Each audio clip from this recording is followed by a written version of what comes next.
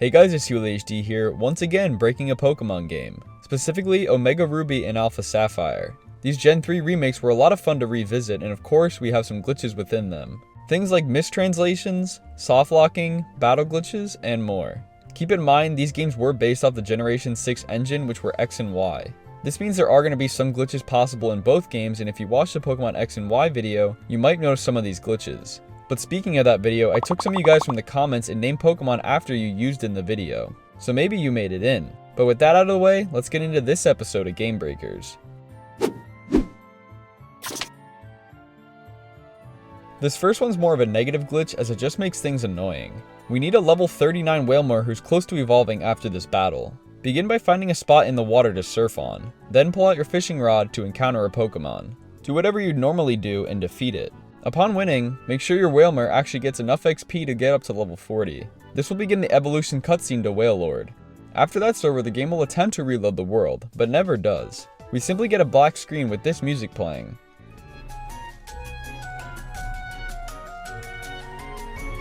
We've now softlocked the game, which means you're going to have to reset the game in order to correct this state. I tried everything I could while on the black screen and try and force something to happen. But no matter how many buttons I pushed or touchscreens I touched, nothing seemed to show any signs of working. So now you're just forced to reset and start all over from your previous save point. The reason this glitch happens is due to the custom Wailmer surfing model. When you're on the water with Wailmer, you actually get to see the Pokemon itself. But Wailord doesn't have a custom one, so when you surf on him, you just get the default one. Since we were on the Wailmer and then evolved, the game tried to load us back on the Wailmer model, but failed. So the ending result is this annoying old softlock. I'm surprised the developers missed this, as surfing with Wailmer is pretty common. So I'm sure a good amount of people experience this glitch accidentally. On the topic of glitches that most people have come across, I'm positive almost everyone's experienced this glitch before. Open up the PC and take a look at your Pokemon.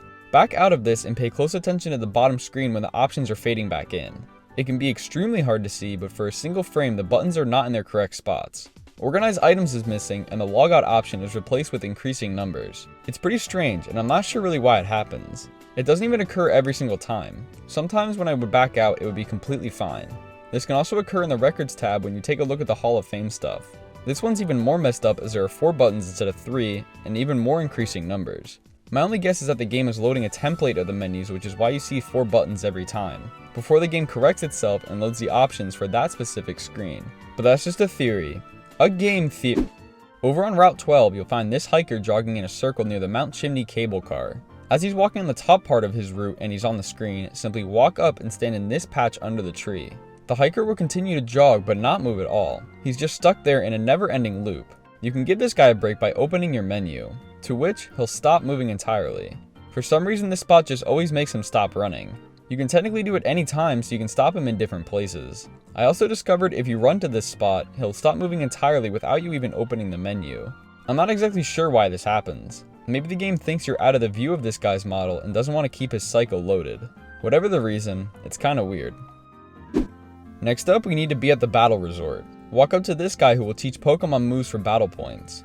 Go through the normal process of selecting a move and trying to teach it to one of your Pokemon that already knows 4 moves. Select any of the moves to delete, as we're not actually going to teach it to them. When the dialogue of, "You're good with having it forget that move," comes up, choose no. Then say yes to giving up on learning it. The next text box will glitch out and say, "The move it's forgetting did not learn the new move." It should have said my Pokemon's name did not learn the move, but instead it says the old move. This happens every single time you do this, regardless of what moves you try. I guess the developers goofed with the coding on this one, but it's nothing too major anyway, so it's not a big deal. Staying in the battle resort, this time head over to the daycare annex. Stick any 2 Pokemon in there as long as they can breed and produce an egg. This lad, and yes, his name actually is Daycare Lad, is in charge of the eggs and will have his back turned until one is ready. Then he'll face forward, which means you can talk to him. However, if you only run around between this set of stairs on the left and the puddle up inside the annex, he will never turn around. No matter how long you stay spinning in circles or pacing back and forth, he will stay facing the fence. But if you go up and talk to him after taking the required amount of steps, he'll still give you the egg regardless of this direction. It's still annoying though, as he never turned around. You can also do this while going inside the annex itself. As you can see, when I entered the building, the lad was already facing forward ready to give me the egg. But after coming back outside, he was like, nah. Again, you can still get the egg regardless. This glitch could actually be kinda harmful if you are trying to hatch a bunch of eggs. If you're just chilling in this area riding around on your bike, you'll never know when an egg is actually ready. I'd definitely be aware of this bug if you plan on using this daycare to breed Pokemon. For this next one, you had to have set your language to German. So whether that means you're actually German or just had the language set to it, this glitch is for you. Over in Dewford Town, head up Route 106 and into Granite Cave. Inside you'll find this hiker who gives you TM70 Flash. In a German's case, Blitz. But then in the next text box he calls it a VM, which is normally HMs in English. I guess this is a translation error, but it actually happens in other languages too. In the French version he gives you CT70, then goes on to say CS Flash. In Italian the hiker gives you MT70, but then mentions Mossa nascosta, which is the HM equivalent again. So yeah, you get the idea. I believe the reason for this is due to Flash originally being an HM in Ruby and Sapphire. If you were to talk to the same hiker from the old game, he says, teach that hidden move Flash to a Pokemon and use it. He says the same exact line in this game too, but instead it's a TM. So I guess this is simply a translation error from converting the game and not correcting Flash to a TM. That was a really long explanation for such a minor glitch. My bad. Speaking of minor glitches in Granite Cave, this one takes place slightly later in the game. After beating the game and starting the Delta episode, you'll have to head back in here to battle Zinnia. However, when she asks if you're ready to go, say no. Hop on your bike and talk to Aster, her Whismer. You'll crouch down and the bike will disappear.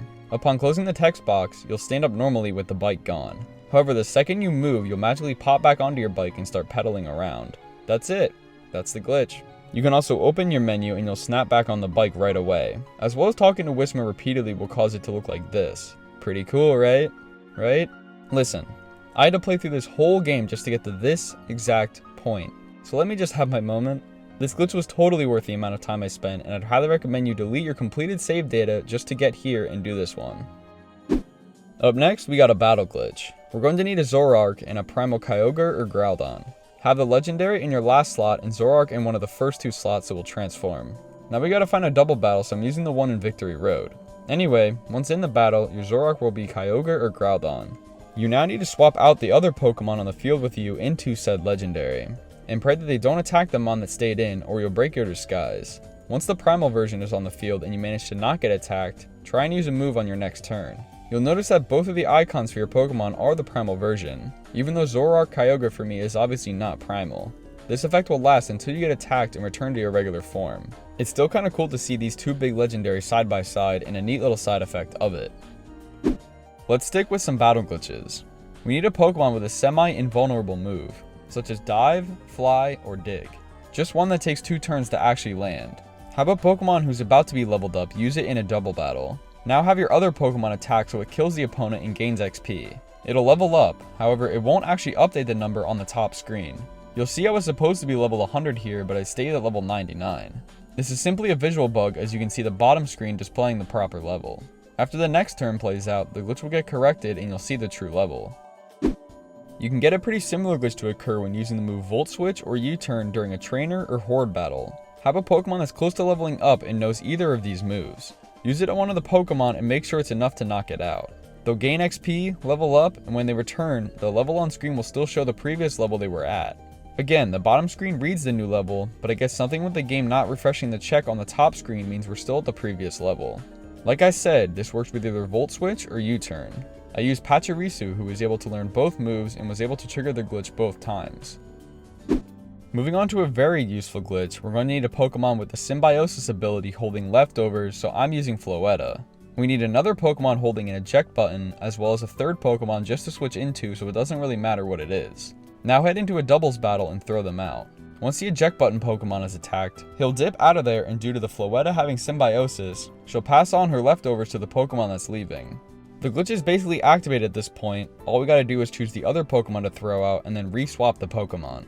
Now once this turn ends, you'll see the glitch in action. The leftovers will pop and heal the Pokemon. And then again, and then again, and again one more time. This glitch allows you to use leftovers 4 times each and every turn. Unless the trainer's stupid Pokemon uses knockoff and cancels the whole thing. Anyway, while the glitch is active, it's really handy. So enjoy being able to heal up a bunch in between every turn. You'll see the animation for it on the first and third times. Not only can you pull off this glitch with leftovers, but a lot of other items too. A Life Orb will make you double the damage, but also make you lose double the HP yourself too. Razor Claw will boost the chance of a crit by 2 instead of 1. and so on.